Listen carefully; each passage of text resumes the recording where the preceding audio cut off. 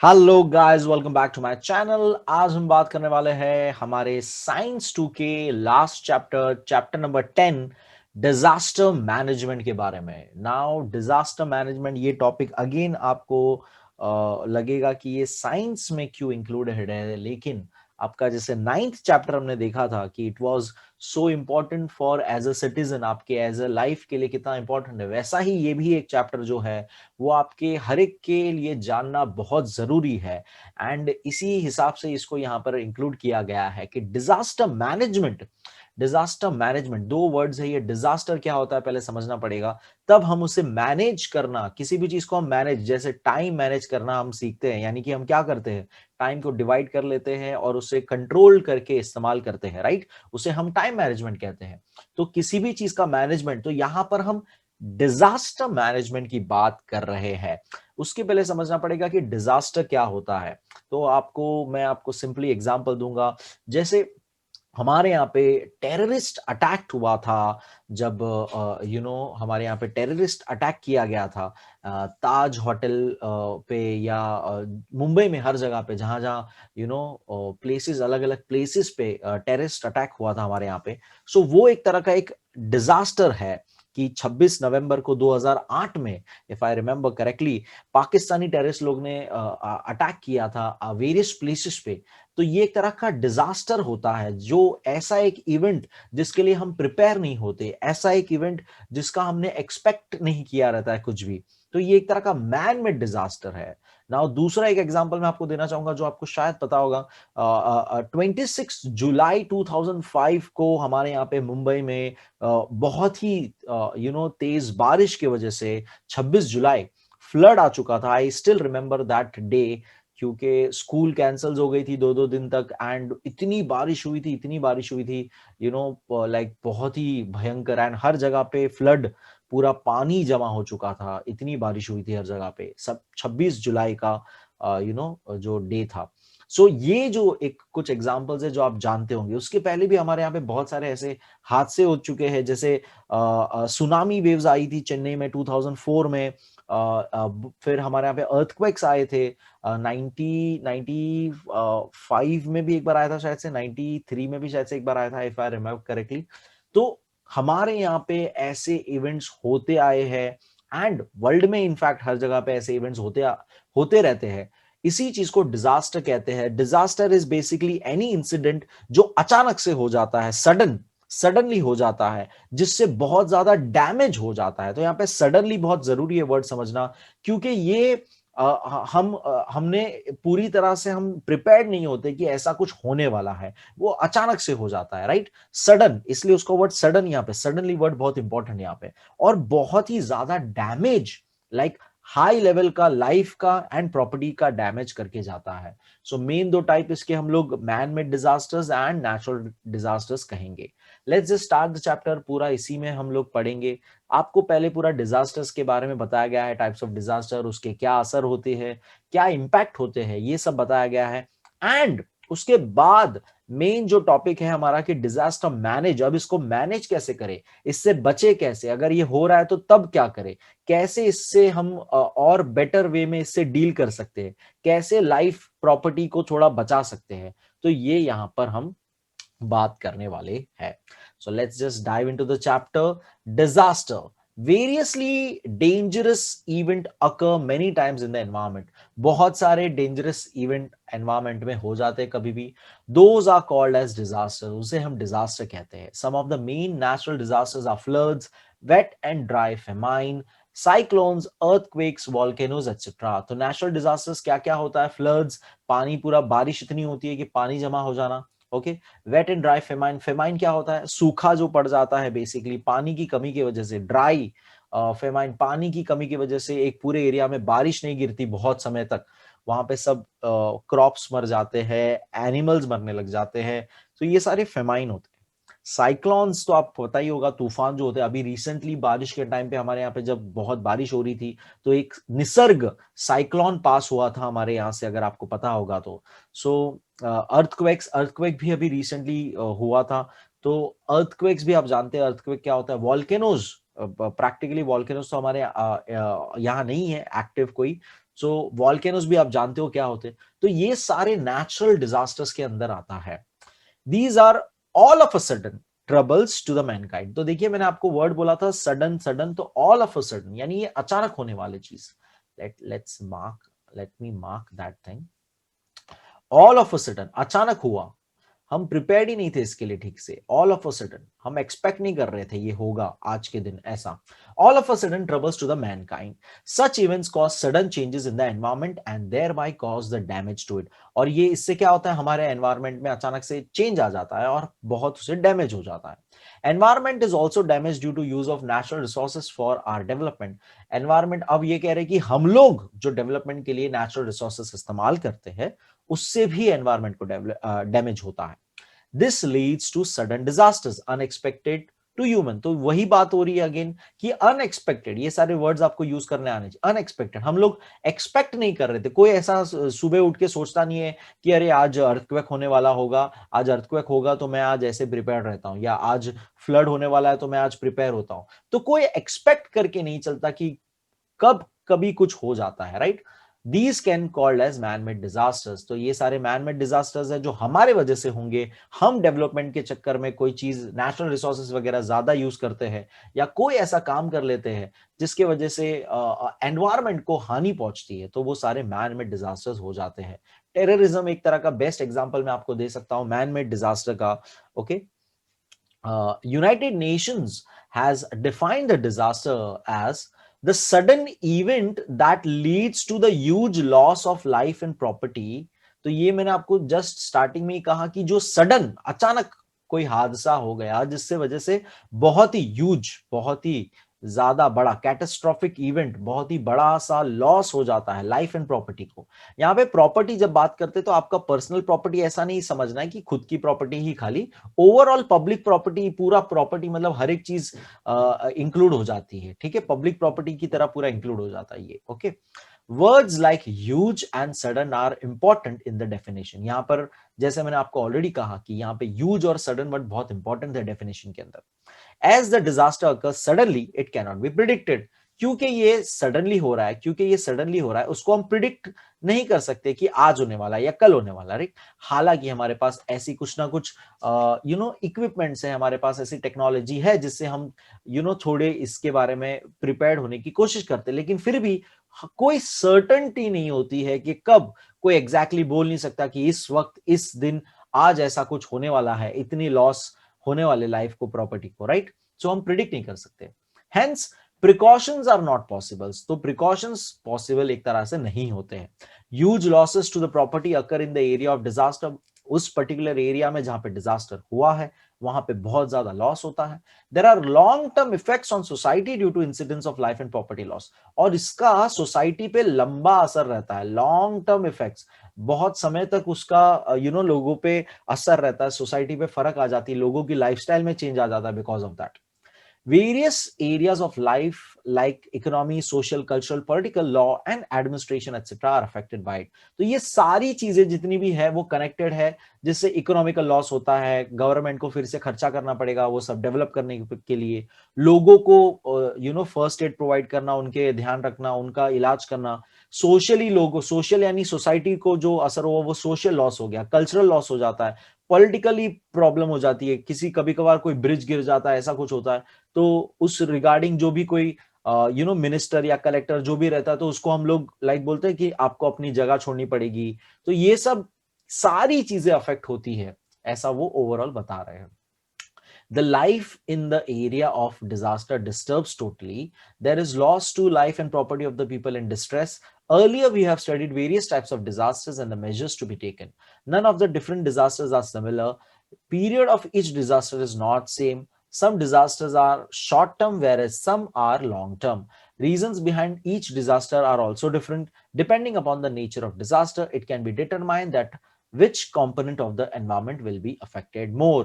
तो अब ये सब कुछ आप लोग लास्ट ईयर में पढ़ चुके थे कि डिजास्टर अलग अलग तरह के होते हैं। फ्लड एक पूरा ही अलग डिजास्टर है अर्थक्वेक से। अर्थक्वेक में जो लॉस और जो चीज होगी वो फ्लड में नहीं होगा। फ्लड के रीजंस अलग है, अर्थक्वेक के रीजंस अलग है। तो ये आपको बता रहे कि सबका, कोई अर्थक्वेक शॉर्ट टर्म, एकदम ही शॉर्ट टर्म का होता है, लेकिन उसका इफेक्ट जो है लॉन्ग टर्म होता है। फ्लड लॉन्ग टर्म के लिए रहता है और उसका इफेक्ट भी लॉन्ग टर्म के लिए और बढ़ सकता है। तो ये सबके रीजन, सबकी टाइमिंग, सबके होने के नेचर ऑफ डिजास्टर, सब कुछ अलग है और उसके वजह से जो एनवायरमेंट को असर होता है वो भी अलग अलग होता है। Okay, let's move ahead. हाँ, which are the two main types? तो टू मेन टाइप्स आपको मैं ऑलरेडी बता चुका हूं कि man made disasters and natural disaster, ये दो मेन हम लोग टाइप कहते हैं, man made disasters and natural disasters. Earlier we have studied the effects of various types of disasters and the precautionary measures to be taken in case any disaster happens। हम आप लोग ने 9th में ये सारी चीजें पढ़ी थी ऑलरेडी थोड़ी बहुत, सो उसी की यहाँ पे बात कर रहे हैं। We can classify the disasters in other ways two, हम और दो तरीके से और अलग तरीके से उसको क्लासिफाई कर सकते हैं, दैट इज कैटेस्ट्रोफिक डिजास्टर्स, जैसे कि cyclones in Odisha, Odisha side, West Bengal side बहुत सी साइक्लोन्स आते हैं। अभी रिसेंटली एक और बारिश के सीजन जब गया था तभी काफी साइक्लोन वहां से पास हुआ था, एंड हमारे मुंबई के यहाँ से भी निसर्ग साइक्लोन पास हुआ था। कैटेस्ट्रॉफिक अर्थक्वेक्स तो ऑफ गुजरात, गुजरात में अर्थक्वेक्स जो हुए थे, लातूर में जो अर्थक्वेक्स हुए थे, and frequently burning cyclones in the coastal Andhra Pradesh, Andhra Pradesh के साइड भी जो साइक्लोन्स होते रहते हैं, which led to total chaos, huge loss of life and property in respective region, जिसकी वजह से बहुत ज्यादा अफरा तफरी, जो chaos, जो लोगों को पता नहीं होता है क्या करना है, इधर उधर सब भाग रहे या अपने अपने आप को बचा रहे, सब एकदम chaos, वो जो कंडीशन होती है उसे chaos कहा जाता है। बहुत ज्यादा लाइफ एंड प्रॉपर्टी का डैमेज हुआ था।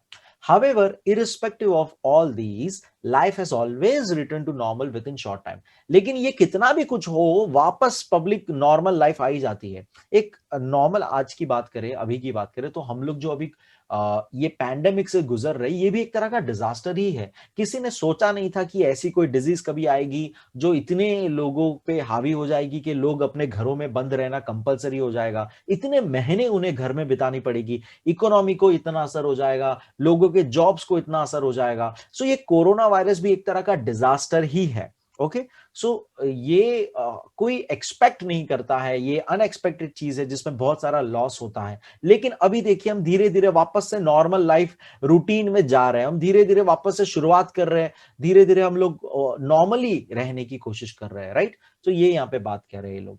Disasters making the impact for long duration are those whose after effects are either severe or severity increases with time।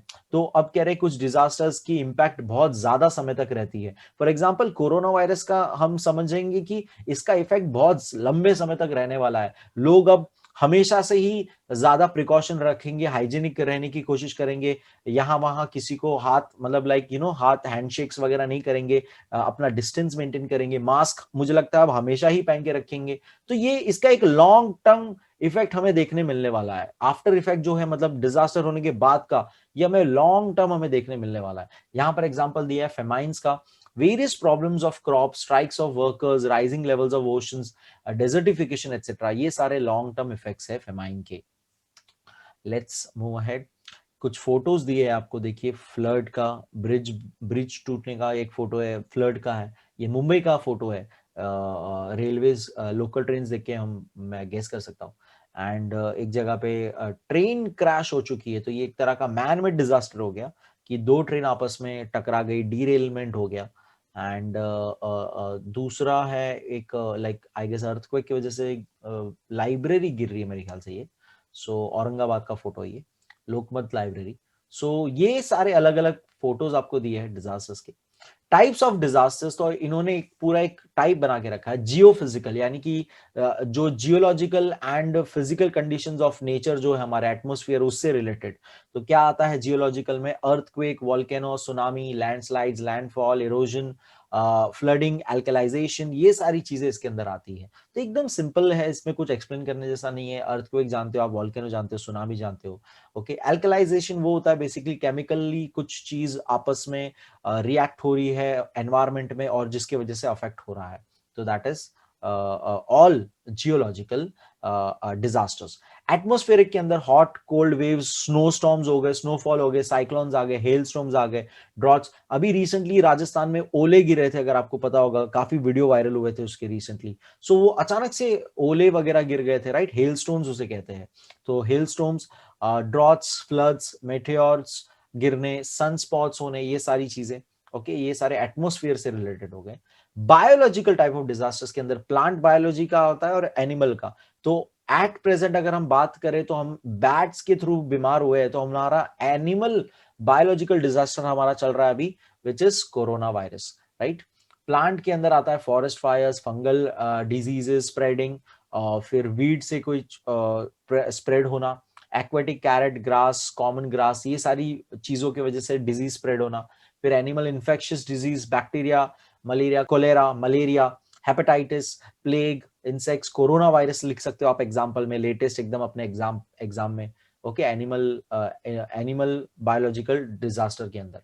फिर मैन मेड के अंदर अननोन, अननोन ये हो गया पॉइजनस गैस, एटॉमिक टेस्ट, हम लोग जो चीजें डेवलपमेंट के लिए बनाते हैं, जैसे कि शर्नोबिल, आपको पता होगा, हमने पहले भी बात की थी कि रशिया में जो एटॉमिक पावर प्लांट था शर्नोबिल, वहां पर इतना बड़ा डिजास्टर हुआ था जिससे आज भी उसका इंपैक्ट रहा है। फिर हमारे यहाँ पे इंडिया में भोपाल गैस ट्रेजेडी आपको पता होगी। तो ये सारे मैन मेड डिजास्टर्स के अंदर आता है, जिसमें कोई चीज हमने डेवलपमेंट के लिए बनाई थी, लेकिन उसके कुछ गलती की वजह से, कोई ह्यूमन एरर की वजह से वो डिजास्टर में कन्वर्ट हो गया।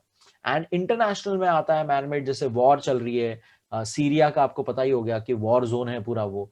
फिर fire bomb blast, terrorism, rapes, child labour, ये सारी जितनी भी चीजें हैं, ये सारे मैन मेड इंटरनेशनल डिजास्टर्स में आते हैं। सो आई होप आपको ये समझ में आए और आप ये याद रखें कि कौन से क्या टाइप है, एंड ये नाम आपको सारे एग्जाम्पल्स आपको याद रहेंगे। ओके, सो अब क्वेश्चन है which are the destructive effects of flood. So ये आप कुछ क्वेश्चंस फिर दिया, effects of dry famine, earthquake या फॉरेस्ट फायर्स। सो ये अलग अलग क्वेश्चन आपको पूछे कि ये सबके डिस्ट्रक्टिव इफेक्ट्स क्या है। तो एकदम सिंपल है, फ्लड से क्या क्या हानि होती है। तो एकदम सिंपल, फ्लड से क्या होता है, पानी पहले तो भर जाता है, पूरा पानी पूरा भर जाता है, जिससे क्या होगा कि जितना भी लो लाइंग एरिया है पूरा पानी के अंदर चला जाएगा, एनिमल्स को हार्म हो जाएगा, लोगों की लाइफ को हार्म हो जाएगा, एनिमल्स मरने लगेंगे, प्लांट्स वगैरह जो है, क्रॉप्स वगैरह अगर रखे रहेंगे वहां पे, वो सारे के सारे बर्बाद हो जाएंगे। तो ये सारे डिस्ट्रक्टिव इफेक्ट्स हो जाते हैं उसके, जिससे डिस्ट्रक्शन हो रहा है, राइट, उसे डिस्ट्रक्टिव इफेक्ट्स कहा जाता है।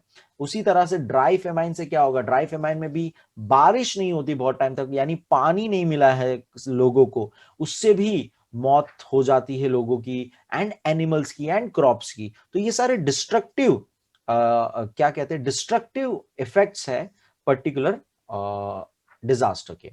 ओके, नेक्स्ट है अर्थक्वेक के। तो आप अर्थक्वेक के भी सोच ही सकते हो कि अर्थक्वेक से क्या क्या हानि हो सकती है। तो अर्थक्वेक से भी सेम, बिल्डिंग्स गिर जाती है, कंस्ट्रक्शन लाइक ब्रिजेस गिर जाते हैं, रोड्स डैमेज हो जाते हैं, लाइफ का डैमेज हो जाता है, कितने लोग ट्रैप हो जाते हैं, कितने समय तक ट्रैप रहते हैं अंदर, राइट। ये सारे डिस्ट्रक्टिव इफेक्ट्स है उस चीज के, right.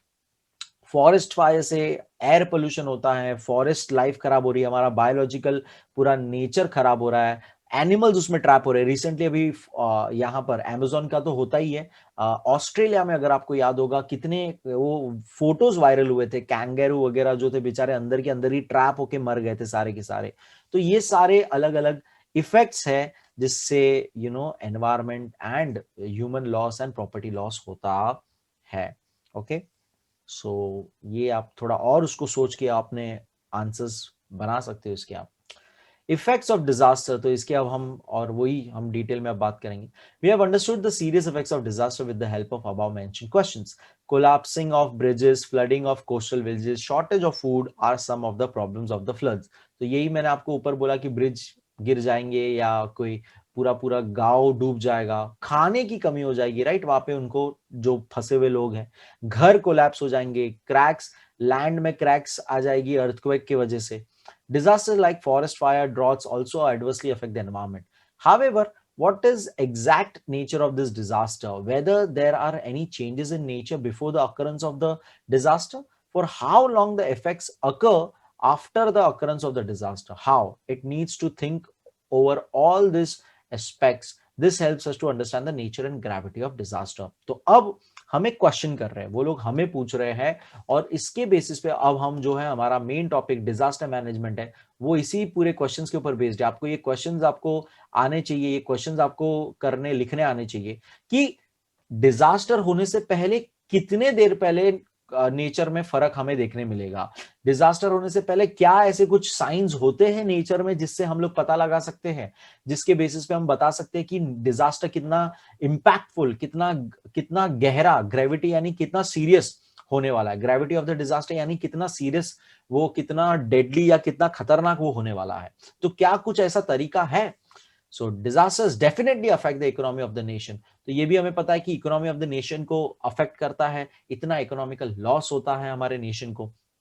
That effect is always relative to disaster and economy. If any port is example दे रहे हैं अभी, कोई अगर समझो सी पोर्ट वगैरह डिस्ट्रॉय हो गया, तो वहां पर जितने शिप्स आने वाले थे, कंसाइनमेंट्स आने वाले थे, वो सब डिले हो जाएंगे, वो सब डिस्ट्रॉय हो जाएंगे। कितने हमें पूरा रीरूट करना पड़ेगा, दूसरी जगह पहुंचाना पड़ेगा, कितने लोगों को वहां पे से प्रॉब्लम हो जाएगी जॉब्स का। तो ये कितना सब प्रॉब्लम इशू क्रिएट हो जाएगा, right? There are long lasting effects on economy due to huge expenses on the reconstruction. और अब उसको पूरा वापस से बनाने में, वो सब करने में खर्चा जाएगा, लाइक गवर्नमेंट का खर्चा जाएगा, तो ये रिकंस्ट्रक्शन का एक्सपेंसेस बढ़ जाएगा, right? An effect of disaster on social leadership is that if local leadership is not strong enough, citizens become confused. It affects their participation in rescue and rehabilitation activities. तो अब कह रहे हैं कि अगर देखो कोई लीड अच्छा लेने वाला नहीं है, तो ये प्रॉब्लम हो जाती है कि कोई डिजास्टर होता है तो लोग हमेशा डिजास्टर में पैनिक फील करते हैं, एंजाइटी फील करते हैं, एंड उन्हें पता नहीं होता है कि करना क्या है, क्या करना है, कैसे खुद को बचाना है, कैसे मदद करनी है। तो अगर कोई अच्छा लीडर नहीं है, कोई लोकल लीडरशिप नहीं लेता है ठीक से, तो प्रॉब्लम हो जाती है, सिटीजन्स कंफ्यूज रहेंगे और काफी और अफरा तफरी मच सकती है।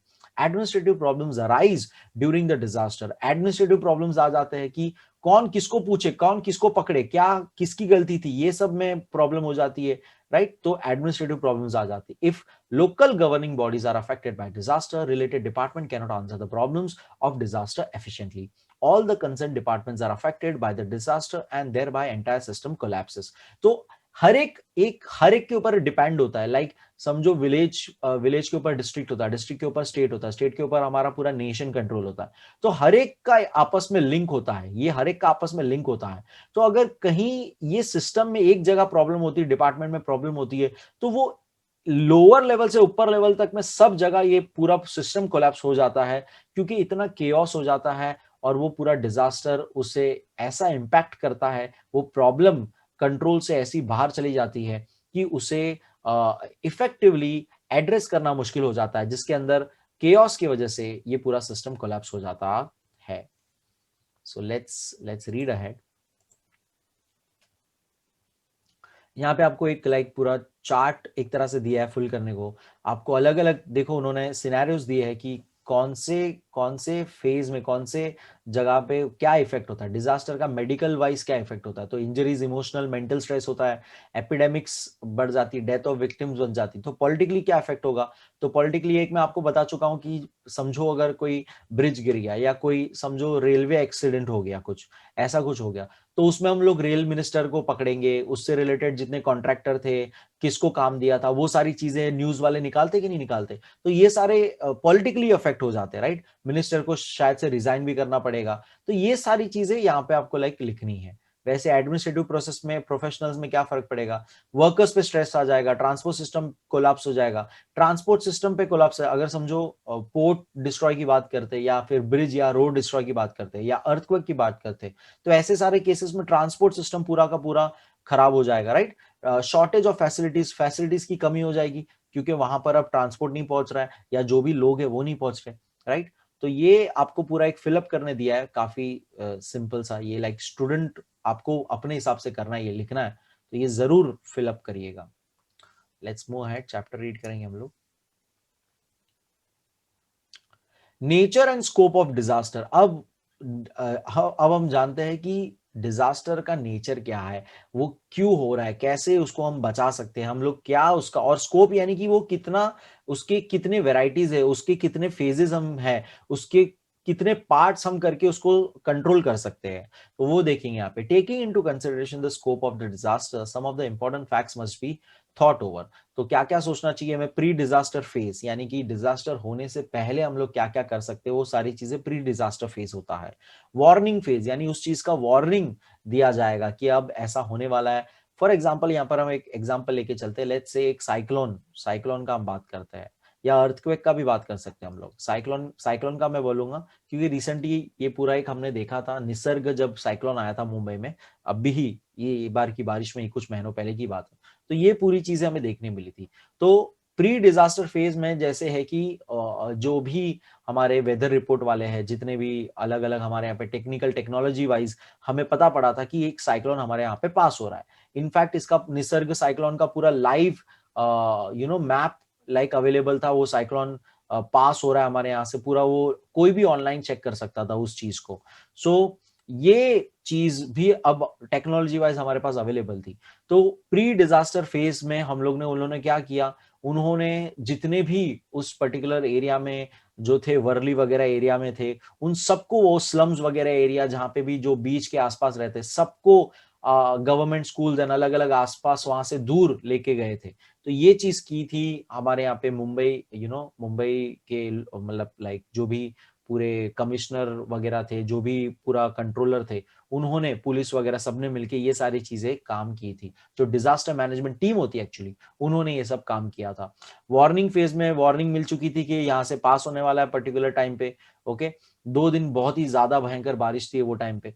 And emergency phase, emergency phase मतलब एक्चुअल में जब अब वो हो रहा है, मतलब जब साइक्लोन पास हो रहा है हमारे यहाँ पे, वो फेज। रिहेबिलिटेशन यानी कि अब साइक्लोन चला चुका है, इवेंट हो चुका है, डिजास्टर हो चुका है, अब वापस धीरे धीरे वहां पे जो भी डैमेज हुआ, इतना प्रॉपर्टी डैमेज हुआ या जो भी डैमेज हुआ, बेसिकली घर का लॉस हुआ, ट्रीज कितने उड़ गए, लाइक ट्रीज पूरे उखड़ गए थे, उसके वीडियोस वायरल हुए थे काफी, अगर आपने देखे होंगे तो वो वापस से सब कुछ क्लियर करना, रोड्स क्लियर करना, रोड डैमेज क्लियर करना, फिर रिकवरी फेज भी, ये सारे एक्चुअली तीनों आपस में कनेक्टेड एक दूसरे से, ये तीनों साथ में ही हो जाते हैं चालू। ओके, रिहेबिलिटेशन फिर रिकवरी, ये सब साथ में ही हो जाता है। रिकवरी मतलब वही होता है अगेन कि आप धीरे धीरे लोग वापस जहां पे सिक्योर्ड लोकेशन पे थे, वहां से वापस अपने अपने घर जा रहे हैं, वहां पे रिकवरी फेज में है अभी वो। एंड फिर रिकंस्ट्रक्शन कर रहे हैं, यानी कि घर डैमेज हुआ तो वापस से ठीक कर रहे हैं, अपनी नॉर्मल लाइफ में वापस से एंटर कर रहे हैं। तो ये सारे एक तरह से ये तीनों कॉमन हो गया। एंड ये हम कंट्रोल थोड़ा सा इमरजेंसी फेज के टाइम पे क्या कर सकते हैं वो देखने वाले हैं अभी हम लोग। ओके, ये तो ज्यादा हमारे कुछ ये नहीं है कि ये हमें पता है, लेकिन इतना हम लोग कुछ इसके बारे में कर नहीं पाते हैं। ओके, तो लेट्स जस्ट रीड मोर, क्या दिया है। बहुत मुझे याद आ रहा है, ये 2012 मूवी जो है, 2012 मूवी, वो एक तरह से पूरी डिजास्टर के लिए हम लोग को प्रिपेयर करने वाली मूवी थी। तो उसमें डिजास्टर का नॉलेज आ जाता है पहले से ही। अगर आपने देखी होगी 2012 मूवी, नहीं देखी तो जरूर मैं आपको सजेस्ट करूंगा, देखिएगा जरा सा, आपके लिए थोड़ा सा एक एंटरटेनमेंट भी हो जाएगा और एक थोड़ा सा ज्यादा समझ में आएगा चीजें कि ये सारी बातें क्या है, कि प्री फेज क्या होता है, इमरजेंसी वार्निंग फेज क्या होता है। तो ये सारी चीजें आपको ज्यादा क्लियर हो जाएगी। 2012 is a very good movie to watch. Okay, so बस दैट्स इट। आगे पढ़ेंगे। Taking into consideration the nature and scope of disaster, only 3 aspects of the disaster are important for common citizens. तो हम लोग सिर्फ 3 चीज के बारे में यहाँ पे पढ़ेंगे। सबसे पहले फेज ऑफ इमरजेंसी, यानी एक्चुअल में जब डिजास्टर हो रहा है। Important character of this phase is that maximum lives can be saved by quick actions during this phase only. Various actions like search and rescue operations, medical assistance, first aid, restoring communication services, removing the people from affected area are expected in this phase. Gravity of the disaster can be estimated in this phase only. तो अब कह रहे कि जब actual में जब वो कोई भी डिजास्टर हुआ, तब आपको सर्च एंड रेस्क्यू ऑपरेशन चालू कर देना है, फटाफट लोगों को मेडिकल असिस्टेंस प्रोवाइड करना है, फर्स्ट एड, जो नॉर्मल सिटीजन है जो बचे हैं वहां पे, वो हेल्प कर सकते हैं फर्स्ट एड वगैरह में। फर्स्ट एड क्या होता है, बेसिकली टेक्निकल प्रोफेशनल हेल्प आने से पहले जो आप किसी की मदद करते हो, लाइक अगर किसी का हाथ कट गया, ऐसा कुछ हुआ, तो आप तुरंत लाइक मेन हॉस्पिटल से लोग आने से पहले या उसको हॉस्पिटल पहुंचाने के पहले आप उसकी जो भी हेल्प करेंगे, उसका घाव भरेंगे, उसको आप लाइक शर्ट या कोई कपड़े से उसका ब्लड रोकेंगे, तो ये सब जो भी आप करोगे वो फर्स्ट एड होता है, पहली हेल्प। एड यानी हेल्प होता है, फर्स्ट एड उसे कहा जाता है। फिर कम्युनिकेशन सर्विस को अगर वहां पे अफेक्ट हो गया है बिकॉज ऑफ लाइन टूट गई, तार टूट गया या कुछ भी, बेसिकली कम्युनिकेशन टूट जाता है कितनी बार, राइट, तो वो वापस से रिस्टोर किया जाएगा, वापस से उसको चालू करने के प्रयास किए जाएंगे, लोगों को वहां से निकाला जाएगा, अफेक्टेड एरिया से लोगों को निकाला जाएगा। तो ये सारा चीज फेज ऑफ इमरजेंसी में किया जाता है। यही तभी जब इवेंट होता है तभी पता पड़ती है कितना सीरियस इवेंट था, यानी ग्रेविटी ऑफ द डिजास्टर, तभी हम लोग पता कर सकते हैं कितना भयंकर हुआ है। सेकेंड है ट्रांजिशनल फेज। ट्रांजिशनल फेज में बेसिकली जो हमने ऊपर देखा था, रिहैबिलिटेशन, रिकवरी, ये सारी चीज इसमें आता है। Rehabilitation work is started in this phase after the subsidence of any type of disaster, कोई भी डिजास्टर होने के बाद। It includes clearing of debris, debris यानी टुकड़े वुकड़े जो गिरे रहेंगे, पत्थर के बोलो या जो भी, मतलब कोई जो लाइक जैसे कि झाड़ उखड़ के गिर गया तो वो डेबरी हो जाता है। पत्थर वगैरह इधर उधर गिरे हैं, बड़े बड़े रॉक्स गिरे हैं, या रोड टूटा था तो उसके वहां पे स्टोन्स है, ये सारी चीजें, तो ये सब डेबरीज होता है। Water supply, restoring of water supply, पानी की अगर वहां पे लाइन वगैरह टूट गई होगी तो उसको वापस से चालू करना, रोड्स को रिपेयर करना, एटसेट्रा, ये सारा काम वहां पे चालू हो जाता है। So that it will help to bring normalcy in public life, फिर से पब्लिक लाइफ उनकी वापस से नॉर्मल होने लगी। Rehabilitation of the victims is important aspect of this phase. यहां पर लोगों को, विक्टिम्स वहां पे जो थे, उनको वापस से सुरक्षित जगह पे लेके जाना, उनको ट्रीट करना और उनको नॉर्मल फिर से करना, ये भी एक इंपॉर्टेंट काम है इस फेज का। Generally different institutes offer the monetary and other type of help to such people.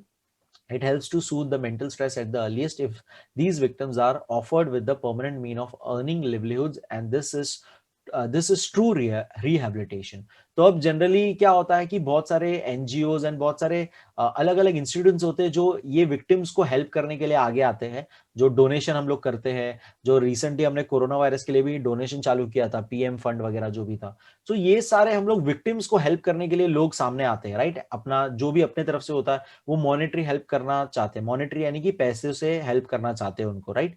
तो उनसे उनको थोड़ी हेल्प हो सकती है, उनको मेंटल स्ट्रेस जो हुआ है उसके लिए उनकी काउंसलिंग वगैरह, ये सारी चीज उनको थोड़ा अच्छा फील हो सकता है उनको जब अगर लोग हेल्प करने लगेंगे और उनको वापस से अपने लाइफ में नॉर्मल होके उनके लाइक उनका जो भी रोजगार वगैरह जो भी है उसमें वापस से उनको हेल्प करने लगेंगे या उनका नया कुछ रोजगार उनको सेटअप करने में हेल्प करेंगे। तो ये सारा ट्रांजिशनल फेज में आता है।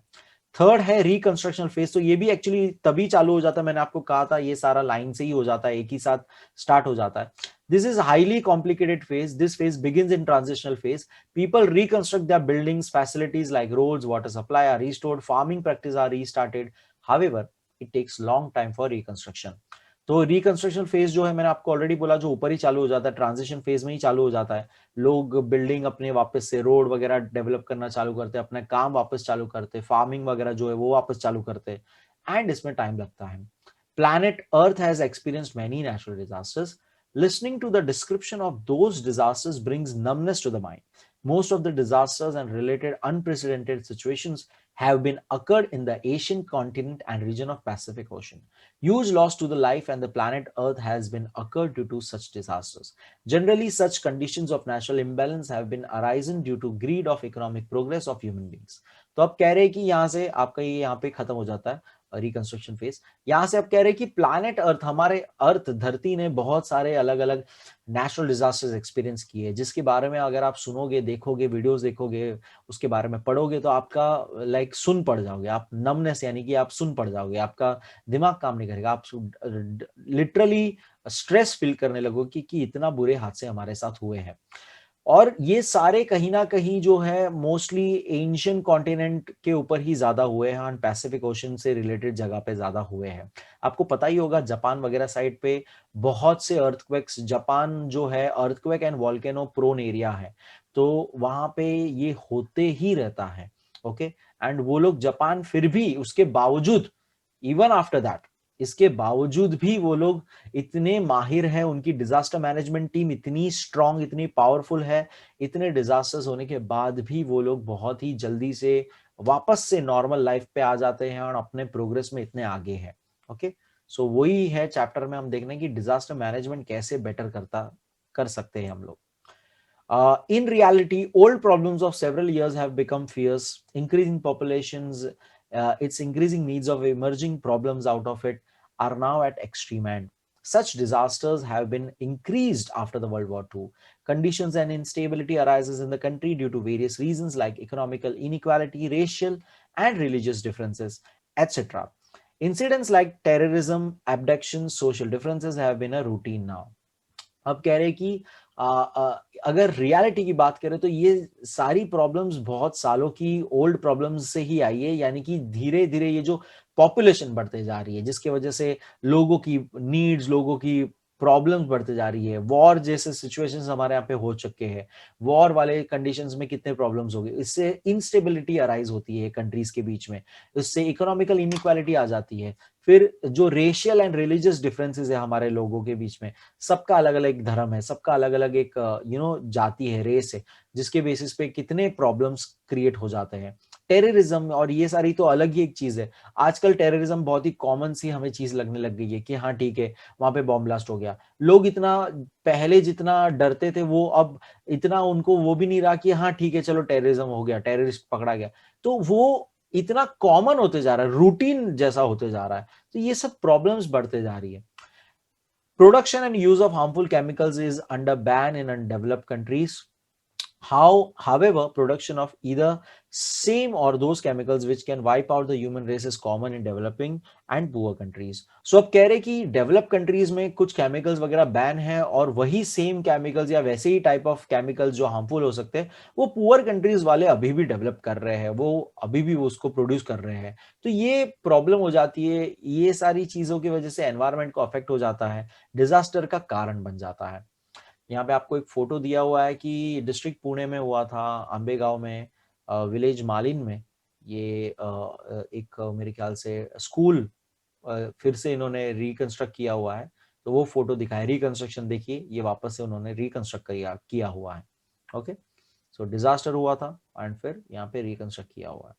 Another such threat to human being is from the atomic energy plants. तो वैसा ही जो केमिकल्स वाला जो अलग अलग हम कर रहे हैं, वैसा ही एक खतरा हमसे हमें है एटॉमिक एनर्जी प्लांट से। तो ऑलरेडी मैंने आपको बोला, शनोबल, यहाँ पे एग्जांपल भी उसका दिया है। Radiation leakage occurred after a blast in atomic energy plant in Chernobyl, Russia. Its ill effects are still experience in the region. आज भी वो आधा एरिया सुनसान पड़ा है और वहां के लोगों को जो अफेक्ट हुआ था, आज भी उनके अंदर वो पाया जाता है, इल इफेक्ट्स उनके body mein. This atomic energy plant was only used for electricity generation. Nowadays, many countries are equipped with atomic energy.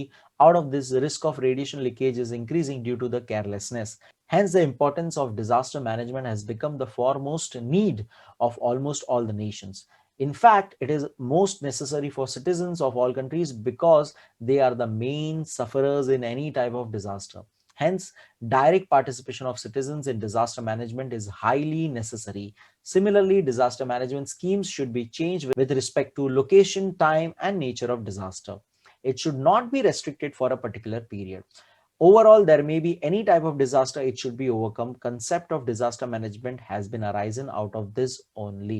तो अब अगेन पूरा मैंने आपको जैसे ऑलरेडी बता दिया था कि हम लोग पहले डिजास्टर्स की बात करेंगे और डिजास्टर्स के कितने इंपैक्ट होते हैं हमारी लाइफ में ओवरऑल हर जगह पे। तो इसीलिए हमें जरूरत है डिजास्टर मैनेजमेंट की, उसको मैनेज करने की, उसको समझने की कि वो क्यों है, काय को हो रहा है, कैसे हो रहा है, उसके लिए हम क्या कर सकते हैं। तो यहाँ पर यही बात कह रहे हैं कि हर एक कंट्री में हर एक सिटीजन को पार्टिसिपेट करना चाहिए डिजास्टर मैनेजमेंट के अंदर, क्योंकि वो ही मेन सफरर्स है, यानी उन्हीं पे सबसे ज्यादा असर होता है, सिटीजन्स को ही असर होता है डिजास्टर्स का, राइट। तो इसीलिए उनका पार्टिसिपेशन बहुत जरूरी है, उनको ये सारी चीजें समझना बहुत जरूरी है। और हर एक डिजास्टर का नेचर अलग है, तो उसके बेसिस पे डिजास्टर मैनेजमेंट की स्कीम भी अलग अलग हिसाब से होनी चाहिए, लोकेशन के हिसाब से अलग होना चाहिए। लाइक माउंटेन हिली रीजन्स पे लैंडस्लाइड होना बहुत ही कॉमन है, तो वहां पर अलग तरीके का डिजास्टर मैनेजमेंट स्कीम होना चाहिए। जबकि दूसरी जगह जहाँ पे लो लैंड एरिया है, जहाँ पे आराम से पानी जमा हो सकता है, फ्लड हो सकता है, वहां पे डिजास्टर मैनेजमेंट की स्कीम अलग होनी चाहिए। तो ये अलग अलग जगह पे अलग अलग नेचर ऑफ डिजास्टर के बेसिस पे अलग अलग स्कीम होनी चाहिए, ऐसा यहाँ पे कह रहे हैं। तो अब यही सारी चीजें दिमाग में रखते हुए हमारे दिमाग में कंसेप्ट आता है डिजास्टर मैनेजमेंट का। ये पूरे चीज को डिजास्टर मैनेजमेंट कहा जाता है। इसकी एक अलग से पढ़ाई होती है, इसके अंदर आप एक अलग से करियर अपना बना सकते हो और डिजास्टर मैनेजमेंट के एक पर्सनल बन सकते हो जो ये सारी चीजें देखता है और मैनेज करता है। So let's see what is exactly disaster management. Disaster may be minor or major, short time or long time. It should be overcome and effective disaster management is necessary for it.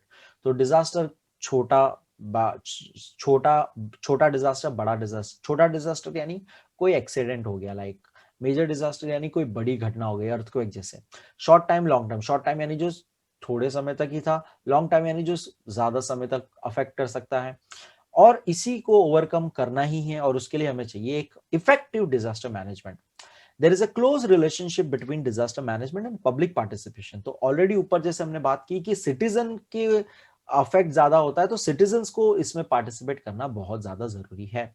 Disaster management is either prevention of disasters और making arrangement to face it, at least achieve the abilities to face it. तो आप कह रहे कि disaster management में करना क्या है, तो या तो हम उसे प्रिवेंट करें, prevention, I am gonna underline this, prevention of disaster यानी कि डिजास्टर होने से ही रोक दे, प्रिवेंट करे, होए ही ना, कुछ ऐसा करे जो हो, डिजास्टर होना ही नहीं चाहिए। एवरी ईयर बारिश आने से पहले आप देखते रहेंगे आपके एरिया में लोकल बीएमसी वगैरह वाले वो नाला साफ करने आ जाते हैं, पूरा गंदगी अंदर से वो पूरा खोल के पूरा कचरा निकालते हैं। वो क्यों करते हैं? इट इज प्रिवेंशन, ताकि फ्लड ना हो, पानी जमा ना हो वहां पे, फ्लड वाला सिचुएशन ना हो जाए बारिश की वजह से। That is prevention of disaster. फिर आपने नोटिस किया होगा वो लोग आके झाड़ के पत्ते काटते हैं, बड़े बड़े जितने झाड़ हो जाते हैं लंबे लंबे, तो वो लोग नीचे के पत्ते ऊपर के पत्ते झाड़ काट देते आधे आधे।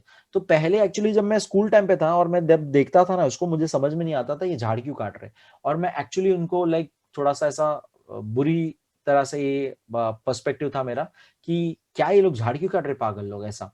लेकिन मुझे बाद में समझ में आया कि ये झाड़ इसीलिए काटा जा रहा है क्योंकि ये बहुत बड़े हो चुके हैं और ज्यादा हेल्दी है, और बहुत ही ज्यादा इसके ब्रांचेस वगैरह है। तो वो लोग कुछ ब्रांचेस काट देते हैं, वो पूरा जड़ से नहीं उखाड़ते हैं उसको, ठीक है। वो बारिश में फिर से उग जाएंगे, ब्रांचेस फिर से आ जाएंगे, लेकिन अगर वो ब्रांचेस रखे रहे और बहुत बारिश हुई तो झाड़ गिर सकता है, बिजली उस पर गिर सकती है और वापस से झाड़ गिर के डैमेज हो सकता है। तो ये चीज जो है that is all prevention of disasters. या तो making arrangement to face it, या प्रिपेयर हो जाइए उसके लिए, making arrangement to face it. तो समझो अगर मुझे पता है कि कोई फेमाइन होने वाला है या ऐसा कुछ, तो मैं बहुत सारा पानी जमा करके रखूंगा, मैं बहुत सारा फूड ग्रेन्स जमा करके रखूंगा। तो मैं ये जो कर रहा हूँ, अरेंजमेंट कर रहा हूँ, मैं फूड सप्लाई रख रहा हूँ, मैं मेडिकल फैसिलिटी अरेंज करके रख रहा हूँ, तो ये सब मैं अरेंजमेंट यानी पहले से मैं प्रिपेयर हो रहा हूँ। या at least achieve the abilities to face it, या कम से कम ये भी नहीं कर सके तो जब होगा तो तब उस मोमेंट पे क्या करना है, उसको फेस कैसे करना है, तो that is the ability to face it. तब पैनिक नहीं होना है, तब क्या कैसे बिहेव करना है, एटलीस्ट वो कर सके हम लोग। यही इसी चीज का नाम है डिजास्टर मैनेजमेंट। तो ये बहुत इंपॉर्टेंट, आई होप आपको ये समझा। आप एग्जांपल्स याद रखेंगे, ट्री कटिंग वाला जो मैंने अभी आपको दिया। Disaster is an very fast process, in fact it is accident, ये इतना फास्ट है एक्सीडेंट हम उसे कहेंगे। What shall we do in such situation, ऐसे में हम क्या करें। How can we protect ourselves, कैसे बचाए आवर बिलोंगिंग्स एंड एनिमल्स, हमारी चीजों को और दूसरे जानवरों को भी कैसे बचाए। Okay, in case of disaster management there should be an attempt to minimise the losses, हमारा काम है लॉस को मिनिमाइज करते जाना।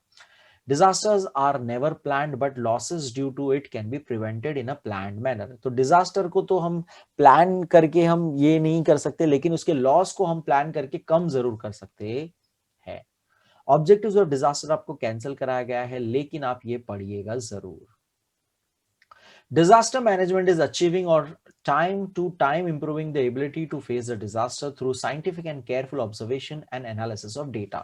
तो जैसे कि मैंने आपको कहा कि हमारे यहाँ पे जब साइक्लोन आ रहा था तो जो जो हमारे यहाँ पे जो वेदर रीडिंग जो हमारे पे टेक्नोलॉजी यूज करते हैं, वो लोग ने डेटा एनालाइज किया कि अरे ये देखिए साइक्लोन पूरा आ रहा है, ये पूरा दिख रहा है हमें कि ये पास हो रहा है वेदर कंडीशंस की वजह से। तो ये ऑब्जर्वेशन, साइंटिफिकल केयरफुल ऑब्जर्वेशन की वजह से हमने उसके लिए प्रिपरेशंस कर ली थी सारी की सारी। तो ये हमने क्या किया था, ये हमने बहुत बेहतरीन डिजास्टर मैनेजमेंट किया था। For example, preparation the action plan through study of various aspects like preventive measures, rehabilitations and reconstruction. Executing that plan is nothing but the management of disaster. तो यही चीजें करना, मेजर पहले प्रिवेंटिव मेजर ले लो कि बचने, डिजास्टर होने के पहले क्या क्या कर सकते हैं, फिर अगर हो जाए तब रिहेबिलिटेशन अच्छे से करो, रिकंस्ट्रक्शन फिर से करके दो, और ये सारी चीजें अच्छी तरह से प्लान वाइज करो, जो भी ये प्लान किया उसको एग्जीक्यूट करो अच्छी तरह से, इसी को कहते हैं मैनेजमेंट ऑफ डिजास्टर। तो this is nothing but again disaster management का एक ज्यादा डिटेल्ड वाला डेफिनेशन हो गया। इसको हम लोग 2 पार्ट्स में डिवाइड कर सकते हैं डिजास्टर मैनेजमेंट को, pre disaster management and post disaster. तो एकदम सिंपल, नाम से ही आपको समझ में आ जाएगा, प्री मतलब कि डिजास्टर होने से पहले क्या क्या कर सकते हैं हम लोग, तो ये। So let's first read this. This includes the complete preparation planning to face any type of disaster। किसी भी तरह के डिजास्टर को फेस करने के पहले हमें क्या करना चाहिए। सबसे पहले identify the pro disaster areas, यानी कि हर जगह पे कुछ ना कुछ एरियाज, जैसे मैंने आपको कहा कि Japan is a earthquake and volcanic prone area. Prone prone मतलब वहां पे वो बहुत ज्यादा होते रहता है जापान में। तो फिर हमारे यहाँ पे लाइक टूवर्ड्स ईस्ट में वेस्ट बंगाल एंड आंध्र प्रदेश उड़ीसा साइड हमारे यहाँ पे साइक्लोन्स वगैरह बहुत आते रहते हैं। तो हमें पता है कि दिस इज द प्रो, मतलब pro disaster area, pro flood area. Disaster की जगह जो भी नाम डाल दोगे वो हो जाएगा। Pro earthquake area, pro disaster area है वो, ठीक है। तो यहां पर आइडेंटिफाई करिए पहले वो एरिया को। Collect the information about the intensity of disaster and probable sites of disaster through predictive intensive maps and hazard maps respectively। अब उसके बारे में डिटेल निकालिए, पूरा डिजास्टर के बारे में, उस एरिया के बारे में, उस साइट के बारे में, वहां के मैप को स्टडी करिए। तो हमने जैसे साइक्लोन निसर्ग की ही मैं फिर से बात करूंगा, निसर्ग नाम था साइक्लोन का, निसर्ग यानी नेचर होता है, साइक्लोन निसर्ग। उसका हमने मैप्स, मैंने आपको कहा कि ऑनलाइन अवेलेबल था, लोग उसको डायरेक्ट ऑनलाइन ट्रेस कर सक रहे थे। पूरा हमारा इंडिया का मुंबई मैप दिख रहा था, उसके ऊपर हम देख सक रहे थे कि कैसे कहाँ से वो पास हो रहा है, और ऐसे क्रॉस होके गुजरात से जा रहा था वो आधा। ओके, तो ये हम देख सकते थे। तो ऐसी चीजें करना, ये मैप वगैरह कलेक्ट करना, उसको स्टडी करना। फिर नेक्स्ट है आपका getting special training for disaster management. मैंने आपको ऑलरेडी कहा डिजास्टर मैनेजमेंट एक पूरा अलग से ही एक फील्ड है। तो उसमें आप स्पेशल ट्रेनिंग ले सकते हो कि आप कैसे लोगों को बचा सके या उसमें कुछ कैसे और हेल्प कर सके। फोर्थ है increasing awareness about disaster management among the general public through training programmes, mass media etcetera. ऐसा, तो अब कह रहे कि लोगों को अवेयर करो इस सारी चीजों के बारे में। तो निसर्ग के बारे में हर न्यूज चैनल पे दिखाया जा रहा था, और कंटिन्यूस उसकी बात हो रही थी, हर जगह पे सब लोग पोस्ट कर रहे थे, लाइव इंस्टाग्राम पे लोग वीडियोस पुट कर रहे थे फटाफट। तो ये सारी चीजें हमें डायरेक्ट कनेक्ट हम लोग हो पा रहे थे ये सारी चीज से, राइट। तो ये हो गया अवेयरनेस। फिर आपको दिया है post disaster management, providing all types of, अब डिजास्टर हो चुका है, ठीक है, अब वो साइक्लोन आके चला गया, फ्लड आके चला गया, अर्थक्वेक होके चला गया, हो चुका है disaster. Post disaster management, providing all types of necessary help to the victims of disaster. जो आपसे बन सके वो हेल्प करो, जो भी विक्टिम थे, विक्टिम यानी जिन्होंने वो डिजास्टर को फेस किया, जो एक्चुअली में उस डिजास्टर की वजह से अफेक्ट हुए। Participations of preferably local people saved from the disaster and arranging the help to the victims। तो जो लोकल पीपल है, यानी कि, और सीधी सी बात है, लोकल पीपल खुद भी विक्टिम रहेंगे, लेकिन कुछ होते हैं जो जो जो ज्यादा इफेक्ट नहीं हुए, तो और आसपास के लोग मिलके उनकी जो विक्टिम्स है उनकी हेल्प कर सकते हैं। Quick establishment of help centers, different types of disaster need different types of control centers। तो again I would like to give you example of Nisarga के टाइम पे इन्होंने गवर्नमेंट ने एक हेल्पलाइन भी चालू कर दी थी तुरंत ही। तो ये हेल्प सेंटर तुरंत ये पूरा जो है उन्होंने सेटअप किया था स्पेशली फॉर द डिजास्टर। तो ऐसा भी करना बहुत ही जरूरी है कि पूरी लाइन कोई भी वहां पे कॉल कर सकता है हेल्प के लिए, या जो भी है उनके लिए।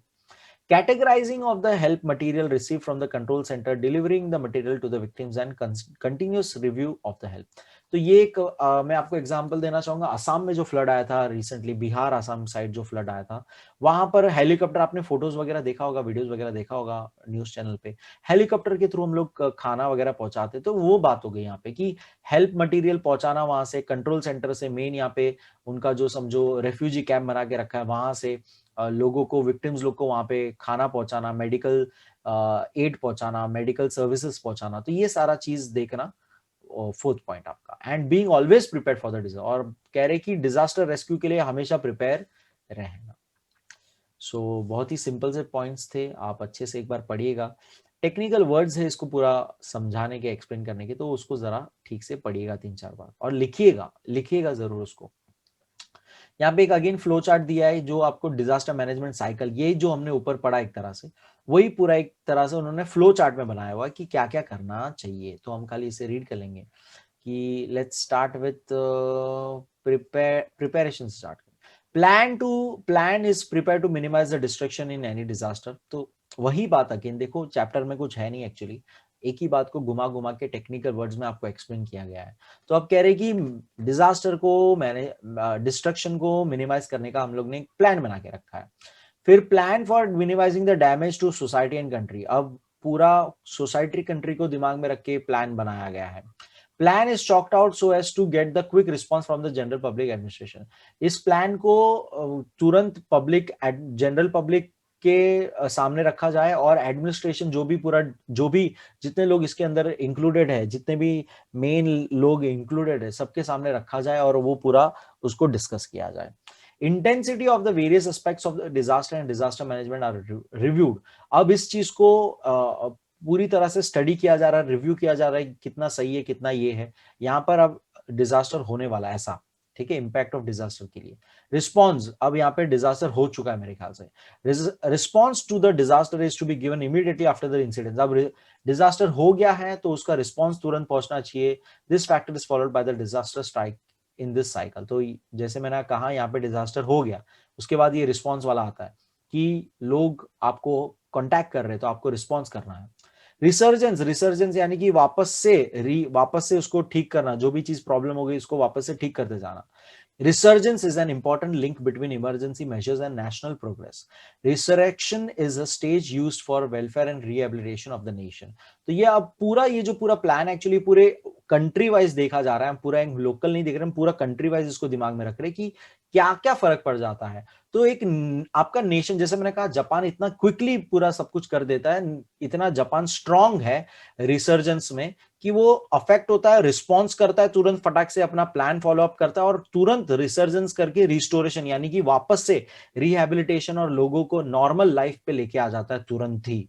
वहां पे हर एक लोगों को ट्रेनिंग दी गई है कि अर्थक्वेक आने पे कैसे बिहेव करना है, हर एक लोगों को पता है कि अर्थक्वेक आने पे क्या करना है। तो ये इतने वो लोग प्रिपेयर्ड है, तो ये सारी चीजें इसमें आ जाती है। रिस्टोरेशन वही हो गया अगेन कि यहाँ पे लोग वापस से नॉर्मल लाइफ में आ रहे हैं, एंड इसी के बेस पे आपका पता पड़ता है कि आपका नेशनल डेवलपमेंट कितना पावरफुल है, आप कितने स्ट्रांग एज अ नेशन हो जो ये सारी चीजें फास्ट कर सकते हो। ओके, तो इसमें आप जापान का याद रखना एग्जाम्पल थोड़ा सा। ये टॉपिक आपको नहीं है, इसमें बेसिकली बताया गया है कि कितने लोग कौन कैसे इन्वॉल्व होते हैं। हम खाली एक मैं आपको रीडिंग देना चाहता हूँ इसके अंदर। जैसे कि नेशनल डिजास्टर मैनेजमेंट अथॉरिटी के चेयरमैन है प्राइम मिनिस्टर। जैसे नरेंद्र मोदी जी कांटेक्ट करेंगे महाराष्ट्र में चीफ मिनिस्टर को, उद्धव ठाकरे जी को। उद्धव ठाकरे जी डिस्ट्रिक्ट में जिस डिस्ट्रिक्ट में थे वो कलेक्टर को कांटेक्ट करेंगे, वो कलेक्टर उस पर्टिकुलर तालुका में तहसीलदार को कांटेक्ट करेगा और वो उस पर्टिकुलर विलेज सरपंच वगैरह को कांटेक्ट करेगा जहाँ पे डिजास्टर हुआ। तो ये पूरा एक चेन ऑफ कमांड जो हम कहेंगे या अथॉरिटी कहेंगे वो पूरा फॉलो होता है। इस बीच में दूसरे एनजीओज और सोशल ऑर्गेनाइजेशन इन्वॉल्व रहेंगे जो हेल्प करती है, मीडिया इन्वॉल्व रहेगी, जनरल पब्लिक इन्वॉल्व रहेगा, और जो मेन टीम जो पूरा काम करती है, फायर डिपार्टमेंट बोलो या जो भी रेस्क्यू टीम है, आर्मी जो है, उनको हम लोग ने इन्वॉल्व किया रहता है फॉर रेस्क्यू वगैरह के लिए, मिशंस के लिए। तो पैरामिलिट्री, आर्मी, पुलिस फोर्स, तो ये सारे लोग इन्वॉल्व सारे होंगे इस चीज के अंदर। तो एक बार ये चार्ट खाली रीड कर लीजिएगा। डिजास्टर मैनेजमेंट एक्ट 2005 में ये सारी चीजें और बेटर ये की गई थी, तो वो भी याद रखिएगा, disaster management act of 2005। District disaster management authority, तो हम डिस्ट्रिक्ट लेवल का पढ़ने वाले। At the district level district collector is responsible for disaster management and implementation of rehabilitation scheme. तो एक डिस्ट्रिक्ट कलेक्टर का काम है उसके एरिया में, उसके डिस्ट्रिक्ट में जो भी प्रॉब्लम होगा उसको पूरा मैनेज करना, उसके रिहेबिलिटेशन स्कीम्स बनाना, कैसे वो वापस से सारा काम, रोड वगैरह जो भी डैमेज हुआ उसको ठीक करेगा, लोगों को वापस काम दिलाएगा, लोगों को वापस से सही नॉर्मल लाइफ दिलाएगा। Collector is planning, coordinating, controlling and implementation of a rehabilitation program, gives out necessary instructions and reviews the entire system. तो इसी का काम है ये सारी चीजें प्लान, कोऑर्डिनेट, कंट्रोल करना और उसके ऊपर सही से इंस्ट्रक्शंस देना और पूरे सिस्टम को रिव्यू करना।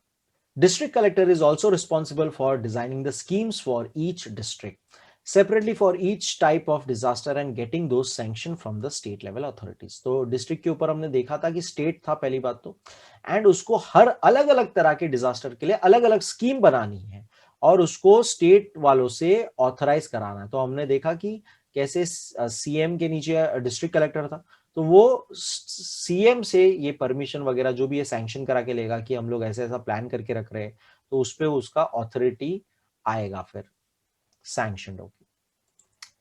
District wise disaster control unit मतलब अब जब डिजास्टर हो रहा है तो वो जो पूरा सेटअप करेंगे, जहां पे कॉल करेंगे, कौन लोग उधर पहुंचेगा, तो ये सब कंट्रोल यूनिट हो जाता है।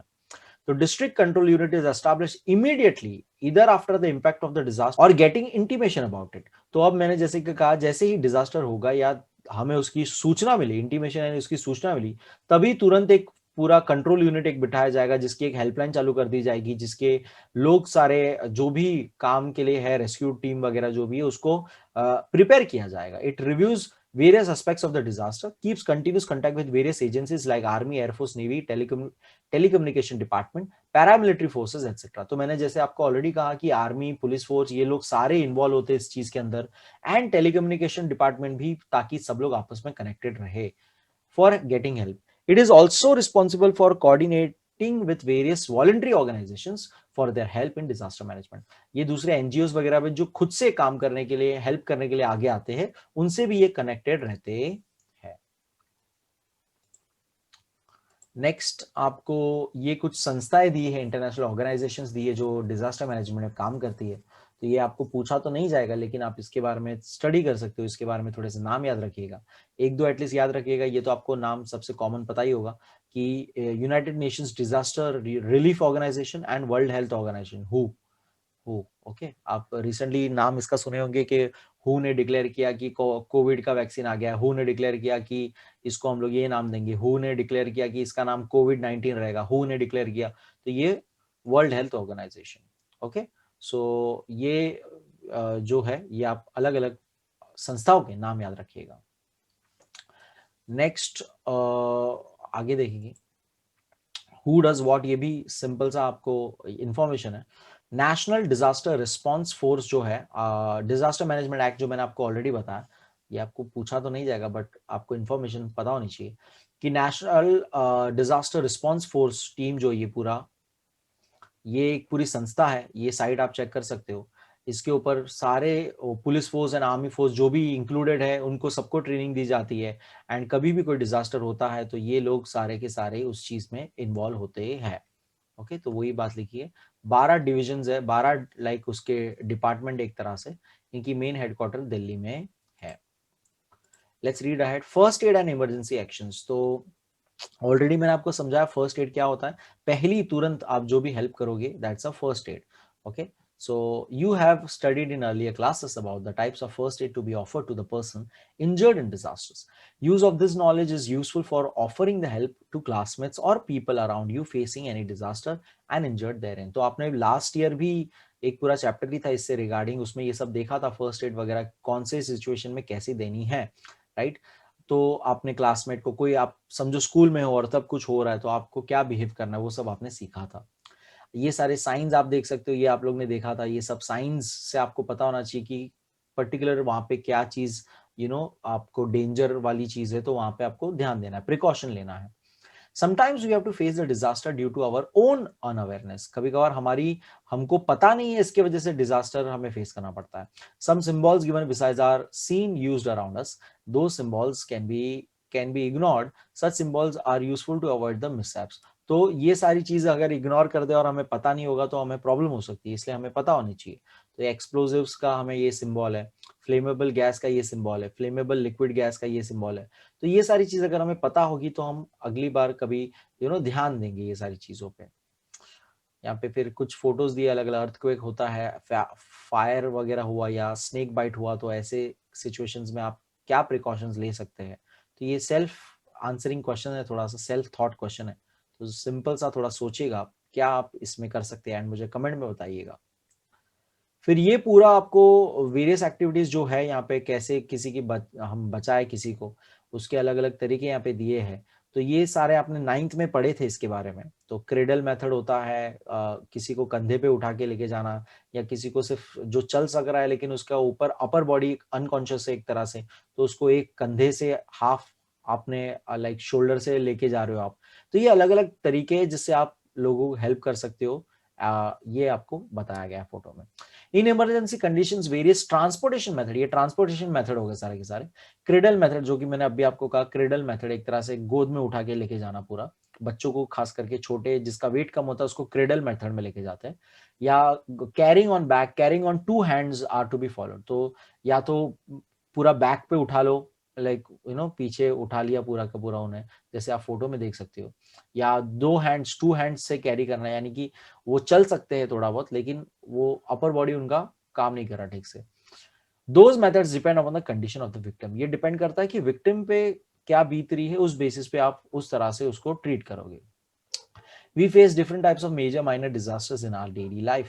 Varieties of disasters like accidents, stampede, injuries in fighting, electric shock burns, heat shock, snake bite, dog bite, fire due to electric short circuit, epidemic of any disease. देखो epidemic यानी corona virus आ गया इसके अंदर, happen around us. तो ये अलग अलग examples दिए कि हमारे आसपास ये सारी चीजें होती रहती है। तो victims of disaster need to be offered some primary help, सबसे पहले उन्हें कुछ ना कुछ हेल्प पहुंचानी चाहिए बिफोर एक्चुअल मेडिकल ट्रीटमेंट। जब तक मेन एक्चुअली हॉस्पिटल में वो पहुंच जाए या हॉस्पिटल वाले यहाँ ना आ जाए, उससे पहले उन्हें कुछ हमें देना चाहिए, इसी को हम कहते हैं first aid, right. First aid is useful in such circumstances. तो यहाँ पे ऑब्जेक्टिव्स ऑफ फर्स्ट एड आपने लास्ट ईयर पढ़ा, तो आपको लिखना है ये कि फर्स्ट एड क्यों करना चाहिए। तो फर्स्ट एड किट में क्या होता है, बेसिकली जो बैंडेज हो गया या निडल हो गया, फिर थर्मोमीटर हो गया, पेट्रोलियम जेली हो गया, सोप रखा है आपने, ग्लव्स रखे हैं आपने, मेडिकल कॉटन रखा हुआ है, अलग अलग तरह के बैंडेजेस रखे हैं, ट्रायंगुलर शेप, सर्कुलर शेप, तो ये सारी चीजें, क्लॉथ रखा है बांधने को, फिर एंटीसेप्टिक रखे क्लीन करने को, वुंड्स को क्लीन करने को, ये सारी चीजें आपके फर्स्ट एड बॉक्स वगैरह में होना चाहिए। It is essential to have material necessary for first aid with us. Materials available in the first aid kit. You can also prepare a first aid kit. आप ये बना सकते हो, आप ये रेडी रख सकते हो। जनरली एक घर में रखना जरूरी होता है, स्कूल्स वगैरह में भी रेडी रहता है। आपको कभी लग जाती है तो आपको अगर फर्स्ट एड किट मतलब लाइक लेके जाते हैं और वहां पे आपको नॉर्मल बैंडेड वगैरह करके देते हैं। मॉक ड्रिल आपने ये भी देखा आपके स्कूल्स में, फायर ड्रिल वगैरह, या आपके बिल्डिंग में भी फायर ड्रिल वगैरह वो लोग करते हैं। मॉक यानी कि ट्राई करना, वो चीज रियल में नहीं हो रही लेकिन हम लोग प्रैक्टिस कर रहे हैं। एक्चुअल में अगर ऐसा होगा तो हम लोग जनरली फायर ड्रिल वगैरह करते हैं स्कूल वगैरह में। सीबीएसई स्कूल्स में मैंने देखा है मोस्टली, एसएससी स्कूल्स में तो मैंने पता नहीं, ऐसा देखा नहीं है कभी, बट सीबीएसई स्कूल्स में ये लोग कराते हैं फायर ड्रिल वगैरह बच्चों को, जिसमें वो लोग को हर एक बच्चों को कैसे लाइक पहले लास्ट फ्लोर वाले उतरेंगे फटाफट, फिर सेकंड लास्ट, फिर थर्ड लास्ट, फिर फर्स्ट फ्लोर, ऐसे करके वो लाइन से एक लाइन में सब लोग बरोबर असेंबल हो जाएंगे बाहर, ऐसा वो पूरा उनको लाइक प्रैक्टिस कराते हैं।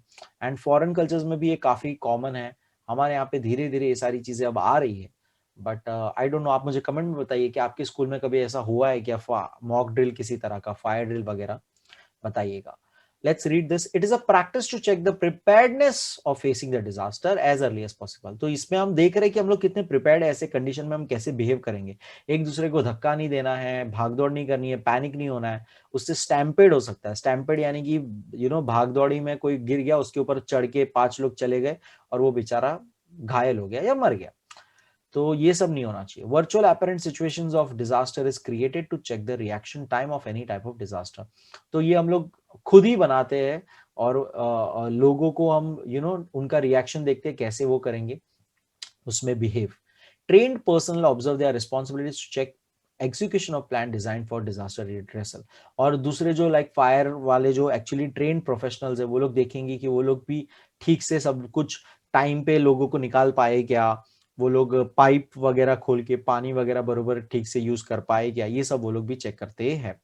This helps to check the efficiency of the system prepared for disaster redressal. इससे पता पड़ता है कि एक्चुअल में ये कितना काम कर रहा है, उन्होंने जो प्लान बनाया। Mock drill is arranged on disaster of fire in various schools by the fire fighters. जैसे कि मैंने आपको ऑलरेडी कहा कि स्कूल्स वगैरह में फायर ड्रिल बहुत ही कॉमन है, वो लोग अनाउंस करते भी है कि this is a mock drill, this is a mock drill. या एक्चुअल में जब कभी हो जाता है फायर, तब क्या वो लोग अनाउंस करते हैं, आपने कभी मूवी वगैरह में सुना होगा कि this is not a drill, this is not a drill, ऐसे करके। तो मतलब मॉक ड्रिल यानी कि रियल में नहीं हुआ है, वो लोग प्रैक्टिस कर रहे हैं। Okay, it includes the demonstration like extinguishing the fire. वो लोग सिखाते भी है कि उन लोग बताते भी है वो जो हर जगह पे फायर का, अभी रिसेंटली मतलब लास्ट ईयर की बात है मेरे ख्याल से, लास्ट यस लास्ट 1 या 2 साल पहले की बात है, एक क्लासेस में आग लग गई थी पूरी एंड पूरा सूरत का मेरे ख्याल से आगे स्टोरी था। वो लोग अंदर आधे बच्चे फँस गए थे। तब से हर जगह पे, हर शॉप, हर क्लासेस में खास करके 2-2 एग्ज़िट फिर फायर एक्सटिंग्विशर रखने का कंपल्सरी हो गया था। मैंने भी मेरे क्लासेस में फायर एक्सटिंग्विशर रखा था, लाइक वो कंपल्सरी हो गया था लेना। तो और हमको ऐसे सिखाया जाता था कैसे उसको यूज़ करना है वगैरह-वगैरह। सो ये सारी चीज़ें डेमोंस्ट्रेट करते वो लोग। Rescuing people trapped at higher floors of the building, rescuing the person whose clothing have catched the fire, etc. Such activities are also arranged by police force and voluntary organization. तो ये सारी चीजें mock drill होता है जिसके अंदर ये सिर्फ प्रैक्टिस कर रहे हैं हम लोग ताकि हम कैसे करेंगे बिहेव और पैनिक नहीं होंगे। ऑब्जेक्टिव्स क्या है, तो ये सब करने का क्या वजह हो गया, तो वही हो गया, प्रैक्टिस होना चाहिए, कोऑर्डिनेशन आप सही है क्या आपका, evaluation the response to the disaster, evaluating के आपने कैसे डिजास्टर को रिस्पॉन्स किया, improving the coordination between various department of the disaster control, जितने भी डिपार्टमेंट इंक्लूडेड थे उस डिजास्टर कंट्रोल यूनिट में उन्होंने ठीक से एक दूसरे को कोऑर्डिनेशन करके काम किया कि नहीं किया, आइडेंटिफिकेशन ऑफ ओन एबिलिटीज, खुद के बारे में जाना कि हम लोग क्या बेटर कर पाए, improving the ability of quick response to disaster, कितनी तेजी से उन्होंने डिजास्टर को रिस्पॉन्स किया, checking the competency of the plan action, जो प्लान किया था वो कितना काम किया तो उसकी कॉम्पिटेंसी चेक करना कहते हैं उसे, identifying the possible errors and risk, और जितने एरर या रिस्क थे उसको आइडेंटिफाई करना और उसको ठीक करना। इसी के साथ हमारा चैप्टर खत्म होता है। बहुत ही प्यारा सा चैप्टर था। आपको ये इंपॉर्टेंट नंबर्स याद रखने हैं, हेल्पलाइन नंबर्स, पुलिस का 100-100, फायर फोर्स का 101, डिजास्टर कंट्रोल यूनिट का 108, एम्बुलेंस का 102, ये सारे नंबर्स आपके लिए इंपॉर्टेंट है एंड बहुत ही बेसिक चैप्टर है एंड आपको लाइक एज अ लाइफ में काम होने वाली चीज है, तो आपको ये समझना है और आपको ये इजीली याद रखना है। बहुत ही स्कोरिंग चैप्टर है। आई होप आपको समझ में आया, आई होप आपको मजा आया। Keep keep watching, keep liking, keep learning and keep smiling. Thank you so much.